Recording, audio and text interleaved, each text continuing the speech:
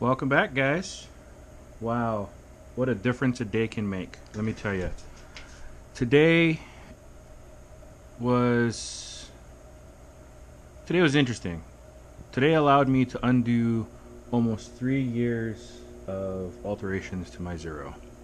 And I'm kind of laughing at myself right now because some of these screws and bolts, I really don't know where they go.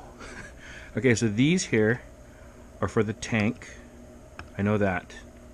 Up front where the tank bolts to the like the plastic that goes in the front behind the forks. Most of these, I believe, belong to the stock charger pan.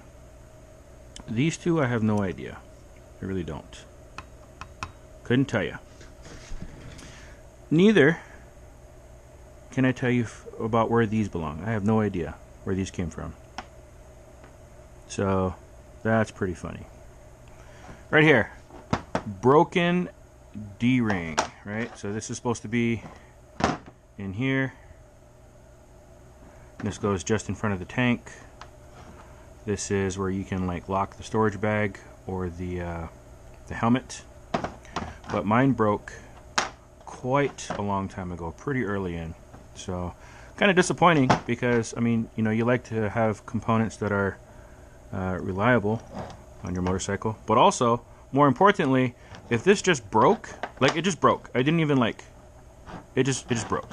I didn't force it or have anything on it, it just decided to quit. So you know, if I did have a helmet or something in my storage bag and it was secured while I was away from the vehicle, somebody could have walked off with whatever I had locked down, which was not cool. Anyway, there's that. This is the stock cover for the diagnostic port, which is where my Digidongo now lives. These are the stock bar ends that come with the Zero. My little brake lever piece right there. I trimmed the end of the brake lever so I could fit the handguards on there. These were the original J bolts that was used to anchor the two DigiNow chargers when I first ordered my two DigiNows, before I added a third in the belly pan. So I trimmed the extras off of that. That I have no idea. This, I believe, was for the stock charger pan. That's where the thing clipped to the pan for the wire harness that goes to the stock charger. That I have no idea. None. And then these are what I use to mount my seat to the frame. Miscellaneous brackets that I had on the bike. This was my do-it-yourself tidy tail. And this was holding on my license plate light. So why are these off the bike now? Well, like I said, today was interesting. And that is what my DSR looks like now. What? All right. My God. Okay, so she looks like a regular DSR to most of you. But I'm going to tell you what. It was quite a transformation for me because I had taken so many things off over the years. This thing, most of you are going to hate it, I know. But my goal was to get it back to factory. Totally off the showroom floor was my goal. So, wow. Now, look at that. The whale tail. That was one of the first things to come off the bike, but there she is. Sound and secure. The seat is not bolted on, nor is the tank. Okay, both of those just sit on there because I am still going to be installing the belly pan and the wire harnesses this week, hopefully. So it just didn't make any sense for me to bolt those on. But let's go over the changes that I made. Just in case some of you are not intimately familiar. The rear mudguard, right? That was off the bike for many, well, more than 2 years. All of this plastic trim, the rubber water guard, I guess, for the controller, my plastic tailpiece, the whale tail. The passenger pegs, those have come off and gone back on quite a few times, but now they're going to be back on. Side plastics, crafted in California with pride, right? Let's hope so. That has been on there, the front. And I know that to get the belly pan back on, I'm going to have to loosen this up. But for the sake of my goal today, I did just put them on. I can loosen them and kind of slide the belly pan in there later. Oh, got the new cluster on. Again, big shout out to Sam over at New Zealand. Thank you for the hookup on the cluster. Very much appreciate that. Okay, so the front plastics for the tank are now installed. So that's where the 3 screws go on that I was talking about a little bit earlier. Go right in there. Yeah, I think that about wraps it up. Oh, another big thing is this here. You know, most people would kind of freak out if they don't have it on their handlebars, but for the longest time, mine lived under my battery cover because when I put on the Renthal twin walls, this didn't really jive with the handlebars, but I got it to work. So there we go. Big changes, right?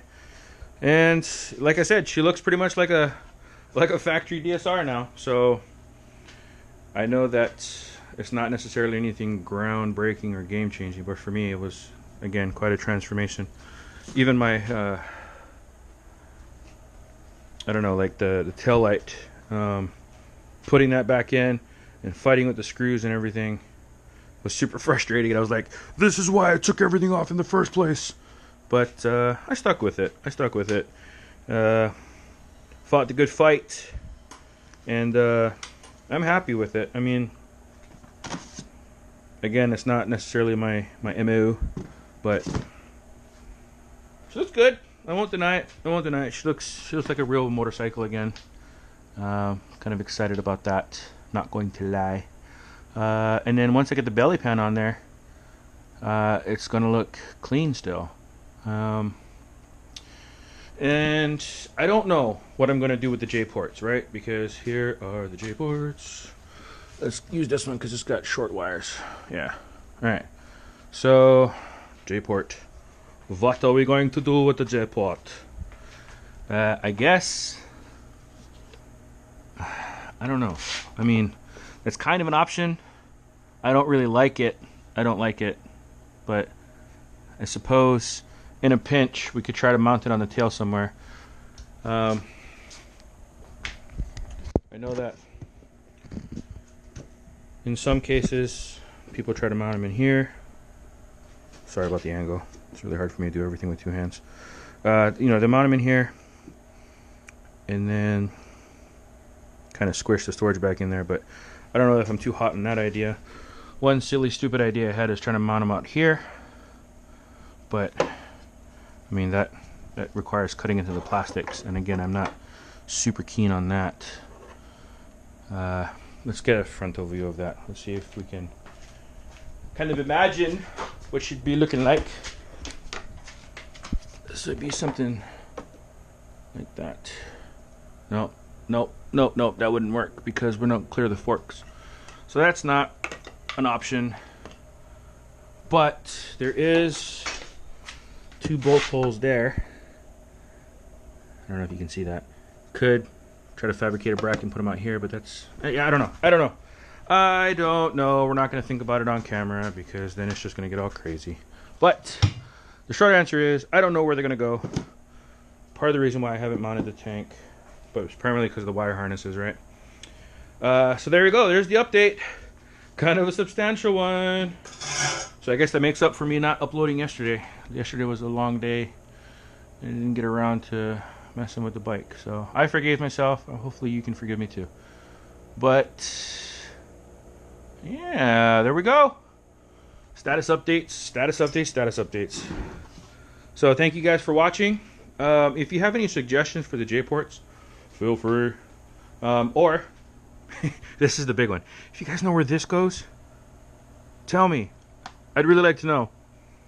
I don't mind looking foolish on video, just so that I can learn a little bit. So, thanks for watching. You guys take it easy. Show up for the next update. Peace out.